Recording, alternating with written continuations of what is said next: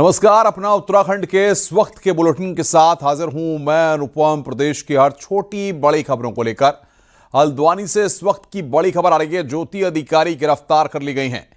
Social media influencer ज्योति अधिकारी को गिरफ्तार किया गया है। बड़ी खबर, ब्रेकिंग न्यूज इस वक्त की। दिन भर की पूछताछ के बाद मुखानी थाना पुलिस ने ज्योति को गिरफ्तार किया। ब्रेकिंग न्यूज इस वक्त की हम आपको बता रहे हैं। सामाजिक भावनाओं को ठेस पहुंचाने पर एफआईआर दर्ज हुई और खुलेआम दराती लहराने पर आर्म्स एक्ट की दर्ज हुई एफआईआर।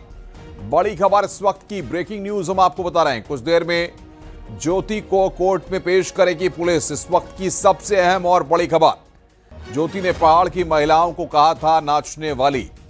लोक देवताओं के अस्तित्व पर भी सवाल खड़े किए गए थे। इस वक्त की सबसे अहम और बड़ी खबर हम आपको बता रहे हैं। सोशल मीडिया इन्फ्लुएंसर ज्योति अधिकारी को गिरफ्तार किया गया है। दिन भर पूछताछ चली है और उसके बाद यहां पर यह गिरफ्तारी हुई है। बड़ी खबर इस वक्त की, सामाजिक भावना को ठेस पहुंचाने के ज्योति अधिकारी पर आरोप लगे। दिन भर पूछताछ की गई और उसके बाद जाकर के ज्योति अधिकारी को पुलिस ने गिरफ्तार कर लिया है।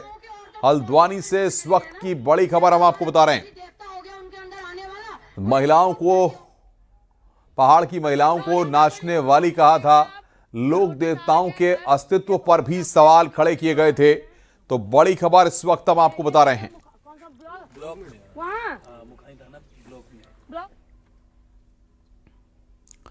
उत्तराखंड के मुख्यमंत्री पुष्कर सिंह धामी ने बड़ा फैसला लिया है। राजकीय नर्सिंग कॉलेज श्रीकोट का नाम बदलकर अंकिता भंडारी के नाम पर कर दिया गया है। अब कॉलेज का नाम स्वर्गीय अंकिता भंडारी राजकीय नर्सिंग कॉलेज डोब श्रीकोट कर दिया गया है। इस संबंध में चिकित्सा शिक्षा विभाग की तरफ से शासनादेश भी जारी कर दिया गया। मुख्यमंत्री पुष्कर सिंह धामी ने अंकिता भंडारी के माता पिता से मुलाकात की थी और सरकार की तरफ से मजबूती से साथ में खड़े होने का भरोसा दिया था। सीएम धामी ने कहा है कि अंकिता और उसके परिवार को इंसाफ दिलाना सरकार की सबसे बड़ी प्राथमिकता है। अब सीएम धामी के निर्देशों के बाद नर्सिंग कॉलेज का नाम अंकिता भंडारी के नाम पर कर दिया गया है।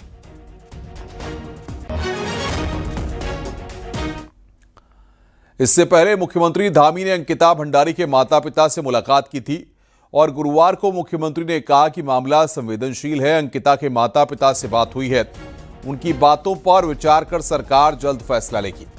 सीएम ने कहा कि इस दिशा में कानूनी सलाह ली जा रही है।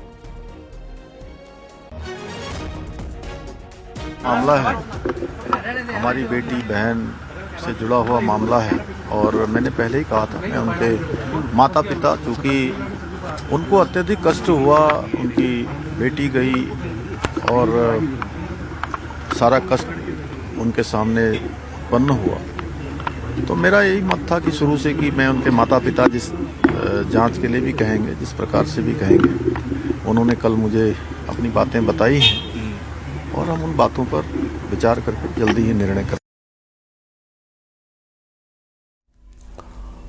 उर्मिला सनावर के नए ऑडियो से हुए खुलासे के बाद सीएम धामी ने विपक्ष पर निशाना साधा और कहा कि ऑडियो प्रकरण में राजनीतिक दलों को जिम्मेदारी दिखानी चाहिए थी, लेकिन उन्होंने नहीं दिखाई। सीएम धामी ने कहा कि राज्य में अस्थिरता पैदा करने की कोशिश की गई। सीएम धामी ने कहा कि उर्मिला के नए ऑडियो पर विपक्षी दलों को इस पर बयान देना चाहिए, साथ ही जनता से माफी भी मांगनी चाहिए।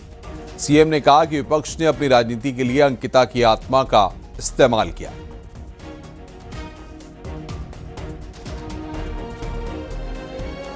जिस प्रकार से पहले ऑडियो आया था, ये तो उन लोगों को सोचना चाहिए जिन लोगों ने बिल्कुल भी जिम्मेदारी का कोई भी जो है मैं कहूँ कि एक जिम्मेदार जिस प्रकार से राजनीतिक दल होने चाहिए, जिम्मेदारी का आभास होना चाहिए, जिम्मेदारी का भाव होना चाहिए, वो बिल्कुल दिखाई नहीं दिया। और एक ऑडियो आने के बाद जिस प्रकार से पूरा राज्य के अंदर एक अस्थिरता की स्थिति, लोगों में बवाल करना, लोगों में जो है आगजनी करना और तमाम प्रकार से लोगों को भड़काना, भ्रम और संदेह की स्थिति पैदा करना जिन लोगों ने की है, जनता उनको देख रही है कि भाई उन्होंने आखिर ऐसा किया है।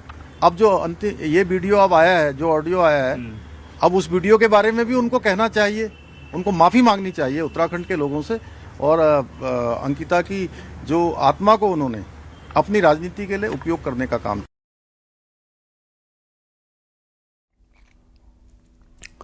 सुरेश राठौर और उर्मिला सनावर के वायरल हुए नए ऑडियो में क्या है वो भी आइए आपको सुनाते हैं।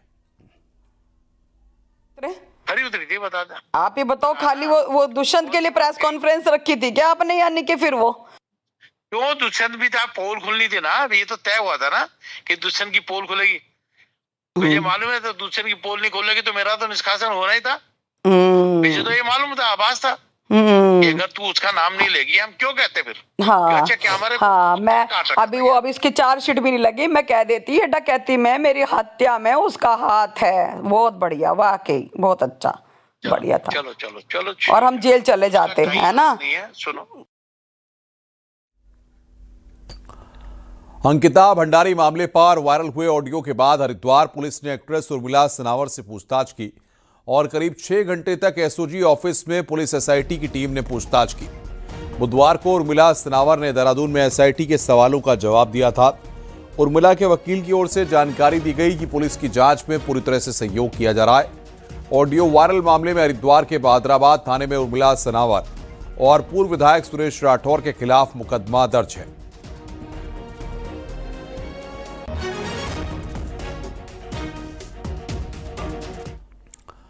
ऑडियो वायरल मामले में उर्मिला सनावर के बाद पुलिस शुक्रवार को पूर्व बीजेपी विधायक सुरेश राठौर से पूछताछ कर सकती है। सुरेश राठौर ने अपने घर पर मीडिया से बातचीत करते हुए जानकारी दी कि वे घर पर लौट आए हैं और उन्हें पुलिस के नोटिस के बारे में जानकारी मिली है। जैसे ही पुलिस का बुलावा आएगा तो वे जांच के सहयोग के लिए जाएंगे और हर सवाल का जवाब देंगे। पूरे हंगामे का ठीकरा सुरेश राठौर ने कांग्रेस पर फोड़ा और कहा कि फेक ऑडियो और वीडियो के जरिए प्रदेश में माहौल खराब करने की कोशिश की गई है। जो संबंध मिला गया था, मैंने आज ही रात ही चिट्ठी लिख दी थी और मैं उनको पूर्ण रूप से सहयोग करूंगा। जो भी वो मेरे से जांच पड़ताल करना चाहते हैं, मैं पूरी सत्य निष्ठा और ईमानदारी के साथ में उनको सहयोग प्रदान करते हुए उनकी सहायता करूंगा ताकि दूध का दूध पानी का पानी हो जाए। सोसाइटी को आते ही लिख दिया था, पत्र लिख दिया था, मेरी पत्नी के द्वारा चला गया था और संभव से आज मुझे बुला सकते हैं। अगर आज समय नहीं मिला तो कल बुलाएंगे, मैं सोसाइटी के सम्मुख जाऊंगा। कुमाऊं की महिलाओं और लोक देवताओं पर अभद्र टिप्पणी करना सोशल मीडिया इन्फ्लुएंसर ज्योति अधिकारी पर भारी पड़ गया। ज्योति अधिकारी के खिलाफ हल्द्वानी के बुखानी थाने में बीएनएस के तहत मुकदमा दर्ज हुआ है। ज्योति को इस मामले में पुलिस ने बकायदा नोटिस भी सर्व कर दिया। ज्योति अधिकारी के खिलाफ जूही चुफाल नाम की एक सामाजिक कार्यकर्ता ने शिकायत दी है, जिसमें कहा गया है कि ज्योति ने हल्द्वानी में एक प्रदर्शन के दौरान कुमाऊं की महिलाओं को नाचने वाली कहा था, साथ ही देवताओं के अस्तित्व पर भी सवाल उठाया था। उत्तराखंड हाईकोर्ट के चीफ जस्टिस नरेंद्र जी गुहानाथन शुक्रवार को रिटायर हो जाएंगे। वहीं गुरुवार को चीफ जस्टिस जब हाईकोर्ट बार एसोसिएशन पहुंचे तो वहां सभी वकीलों ने उनका जोरदार स्वागत किया। इस दौरान हाईकोर्ट बार एसोसिएशन द्वारा उनके बेहतर कामकाज के लिए उनको सम्मानित किया गया और भविष्य के लिए बधाई दी गई। चीफ जस्टिस ने भी सभी वकीलों को धन्यवाद किया और कहा कि उत्तराखंड से उन्हें बेहद लगाव रहा और बाद में भी वे उत्तराखंड आते रहेंगे। Careful balance between the precedent, principles. Siddharth Shah ने उत्तराखंड हाईकोर्ट के जज के तौर पर शपथ ले ली है। केंद्र सरकार की मंजूरी के बाद सिद्धार्थ शाह ने जज एडिशनल जज के तौर पर शपथ ग्रहण की है। उत्तराखंड हाईकोर्ट के चीफ जस्टिस नरेंद्र जी गुहानाथन ने सिद्धार्थ शाह को पद एवं गोपनीयता की शपथ दिलाई है।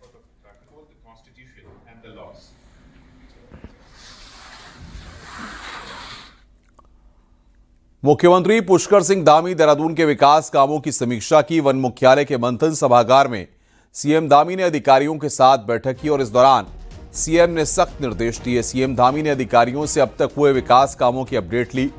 वहीं सीएम धामी ने काम में तेजी लाने के निर्देश दिए हैं। सीएम ने अतिक्रमण हटाओ अभियान की भी जानकारी ली और कहा कि इस पर भी तेजी लाएं।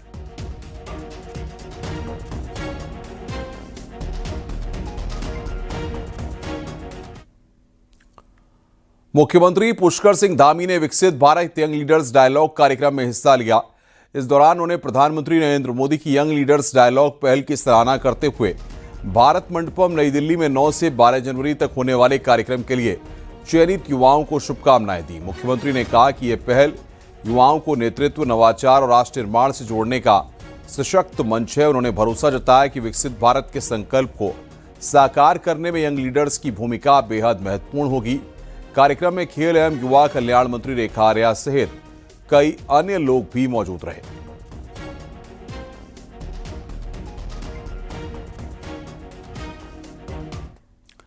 गैरसैंण के शैक्षिक विकास को नई दिशा देने के लिए बीजेपी के राष्ट्रीय मीडिया प्रमुख और गढ़वाल सांसद अनिल बलूनी ने एक बड़ी पहल की है। अनिल बलूनी ने प्रदेश के कैबिनेट मंत्री धन सिंह रावत के साथ केंद्रीय शिक्षा मंत्री धर्मेंद्र प्रधान से दिल्ली में मुलाकात की और गैरसैंण में केंद्रीय विद्यालय की स्थापना के लिए औपचारिक ज्ञापन सौंपा, जिस पर केंद्रीय मंत्री ने जल्द ही सकारात्मक कार्रवाई का आश्वासन दिया। सांसद बलूनी ने इस पहल को क्षेत्र के लिए ऐतिहासिक बताते हुए कहा कि गैरसैंण में केंद्रीय विद्यालय खुलने से न केवल स्थानीय छात्रों को अंतर्राष्ट्रीय स्तर की शिक्षा मिलेगी, बल्कि इससे पूरे पर्वतीय क्षेत्र के शैक्षिक आधारभूत ढांचे को मजबूती मिलेगी। वहीं गैरसैंण के लोगों ने भी अनिल बलूनी की इस पहल की जमकर तारीफ की है।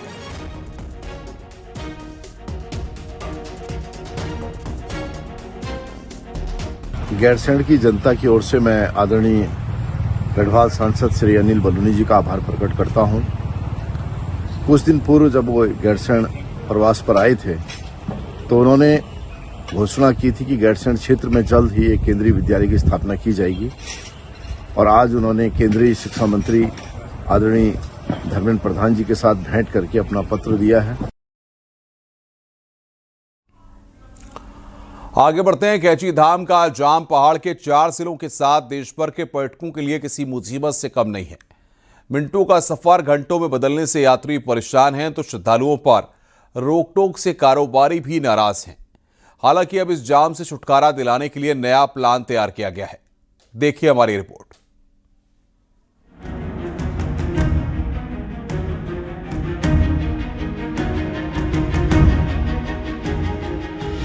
हल्द्वानी से नैनीताल और कैची धाम तक रोपवे यानी कि केबल कार जाम से मुक्ति दिलाएगी। बेकाबू गाड़ियों के दबाव को कम करने के लिए रोपवे प्रोजेक्ट पर काम शुरू हो गया है। काठगोदाम से भीमताल, कैची धाम और नैनीताल तक रोपवे के लिए फिजिबिलिटी टेस्ट शुरू कर दिया गया है। इसके तहत जमीनों की जांच, मिट्टी और पहाड़ी की मजबूती का सर्वे किया जा रहा है ताकि आने वाले 50 सालों तक रोपवे सुरक्षित और टिकाऊ रहे। फिजिबिलिटी स्टडी की जा रही है कि काठगोदाम, भीमताल, भवाली, नैनीताल इस पूरे क्षेत्र को एक रोपवे सर्किट से जोड़ा जाए। उस सर्किट से जोड़ने के लिए जो मिट्टी है, पत्थर है, कितना फिजिबल है यहाँ पर, कितना जो है उसकी भविष्य में हमारे लिए उपयोगिता होगी, साथ ही कितना जो है वो तकनीकी दृष्टि से अनुकूल है, इसकी स्टडी चल रही है। दरअसल पिछले 4 सालों में कैची धाम धार्मिक पर्यटन का एक बड़ा केंद्र बनकर सामने आया है। इस दौरान बढ़ती भीड़ से सड़कों पर जाम की समस्या गंभीर हो गई है। नैनीताल के साथ अल्मोड़ा, बागेश्वर और पिथौरागढ़ तक के लोगों को भी जाम से मुसीबत झेलनी पड़ती है। वहीं शटल सेवा ने यात्रियों को लाने ले जाने में तो मदद की है, लेकिन कैची धाम के स्थानीय रोजगार पर असर डाला है।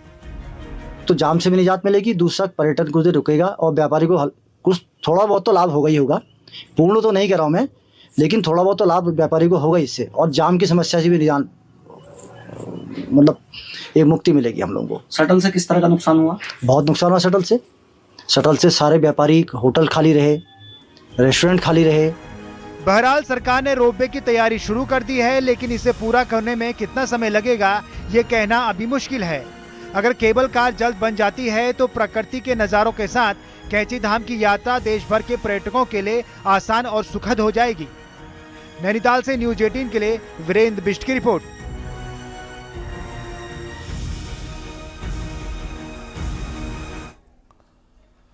अगर आप भी 15 से 20 साल पुरानी गाड़ी चला रहे हैं तो यह खबर आपके लिए बहुत महत्वपूर्ण है। उत्तराखंड सरकार ने सड़कों से पुरानी गाड़ियों को हटाने के लिए बड़ा कदम उठाया है।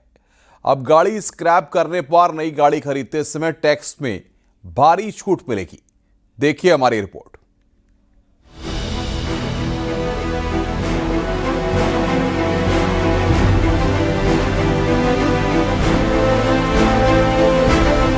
उत्तराखंड में 15 से 20 साल पुरानी करीब 18,000 गाड़ियां भी सड़कों पर दौड़ रही हैं।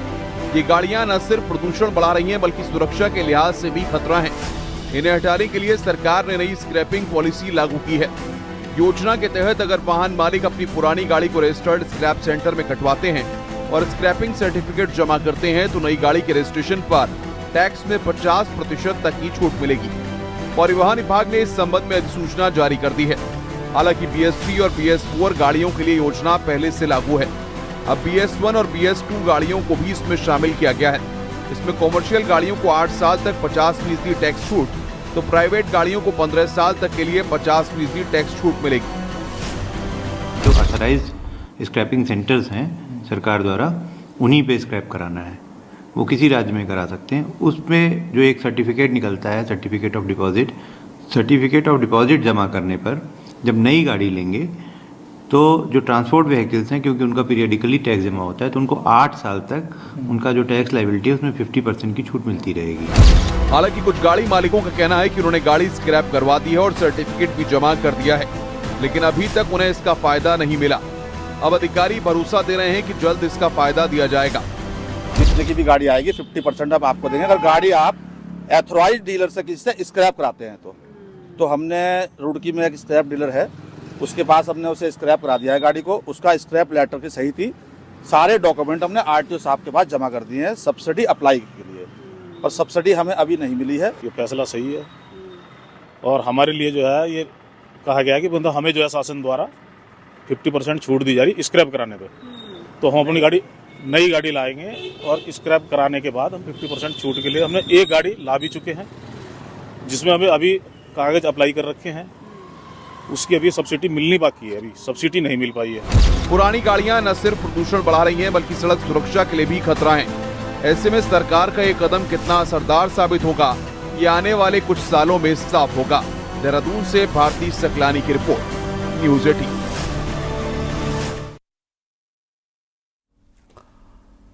मशहूर पर्यटक स्थल चक्राता में प्राकृतिक सौंदर्य और बर्फबारी का लुत्फ उठाने के लिए देश भर से पर्यटक आते हैं, लेकिन इस बार मौसम की बेरुखी और समय पर बर्फबारी न होने से हालात निराशाजनक बने हुए हैं। चक्राता क्षेत्र में पहुंचने वाले पर्यटकों की संख्या में इस बार कमी देखी गई है। वहीं जो पर्यटक चक्राता पहुंच रहे हैं उन्हें बर्फबारी का इंतजार है, लेकिन मौसम करवट नहीं ले पा रहा।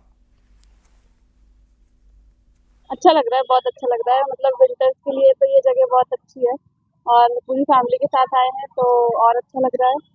तो हाँ, बर्फबारी का हम भी वेट कर रहे हैं, पर अगर कहीं हो जाती है तो और लंबा स्टे कर लेंगे, तो बस उसी का वेट है। चमोली में कड़ाके की ठंड पड़ रही है, जिसकी वजह से प्राकृतिक झरने जम गए हैं, पानी बर्फ में तब्दील हो गई। वहीं पहाड़ों में अभी भी लोगों को बारिश और बर्फबारी का इंतजार है। पिछले 3 महीने से बारिश और बर्फबारी नहीं हुई है।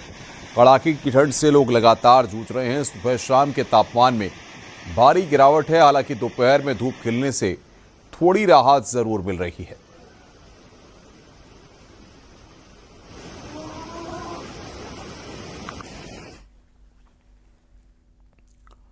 उत्तरकाशी में कड़ाके की ठंड का सितम जारी है। ऊंचाई वाले क्षेत्रों में तापमान -0 डिग्री से लेकर -12 डिग्री सेल्सियस जा रहा है। वहीं कड़ाके की ठंड से नदियों का पानी भी जमने लगा है। तस्वीरें गंगोत्री नेशनल पार्क और गंगोत्री धाम से हैं, जहां केदारगंगा, ऋषिकुल नाला, पागल नाला, चीड़बासा नाला पूरी तरह जम चुके हैं। पानी के नाले जमने से लोगों को भारी परेशानियों का सामना करना पड़ रहा है।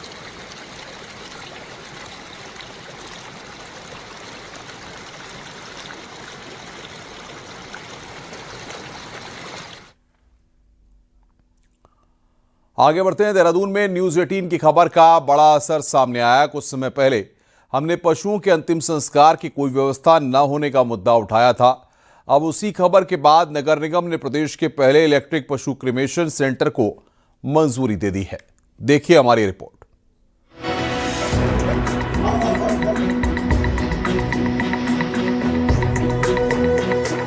राजधानी देहरादून में अब पशुओं के अंतिम संस्कार के लिए आधुनिक और पर्यावरण अनुकूल सुविधा मिलने जा रही है। उत्तराखंड में पहली बार इलेक्ट्रिक एनिमल क्रिमेशन सेंटर की शुरुआत देहरादून से हो रही है।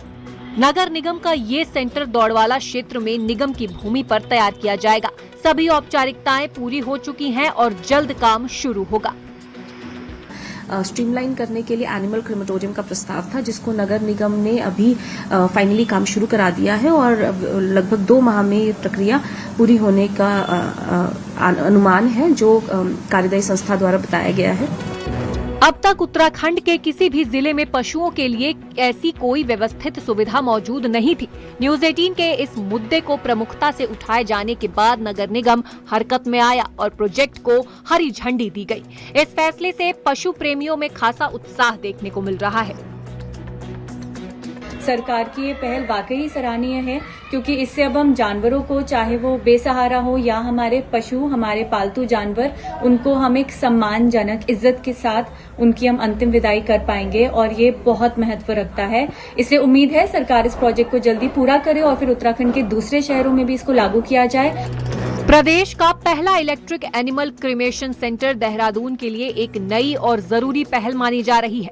ये सुविधा न सिर्फ पालतू पशुओं के सम्मानजनक अंतिम संस्कार को सुनिश्चित करेगी, बल्कि पर्यावरण संरक्षण की दिशा में भी एक बड़ा कदम साबित होगी। न्यूज 18 की खबर से शुरू हुई ये पहल अब जमीनी हकीकत बनती नजर आ रही है। सतेंद्र बर्तवाल, न्यूज 18, देहरादून। रुक रहे हैं यहां पर एक ब्रेक के लिए। खबरों का सिलसिला लगातार जारी है।